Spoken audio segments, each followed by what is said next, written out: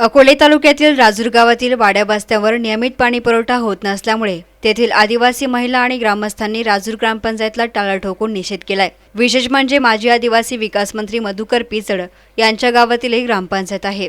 एवढंच नाही तर पिचड यांच्या पत्नी हेमलता पिचड या ग्रामपंचायतच्या विद्यमान सरपंच आहेत। राजूरमधील देशमुखवाडी येथे गेल्या अनेक महिन्यांपासून पिण्याचं पाणी महिन्यातून 2 वेळा येत असल्याने तेथील महिलांनी पाणी नियमित मिळावं यासाठी अनेक वेळा ग्रामपंचायतकडे निवेदन देऊन मागणी केली, मात्र ग्रामपंचायतने या निवेदनाची कोणतीही दखल घेतली नाही।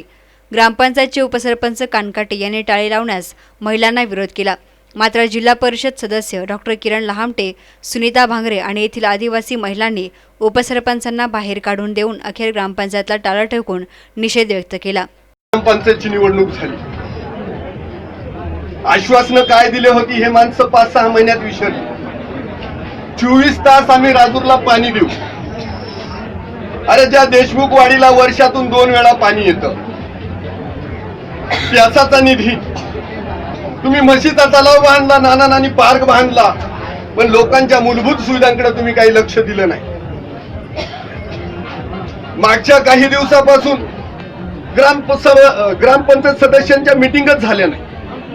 मनमानी कारभार, हा भाबड भाऊसाहेब येतो कधी जातो, कधी काही तपास लागत नाही। ते कागदपत्र लागले तर त्या कागदपत्रांसाठी लोकांची अडवणूक होते।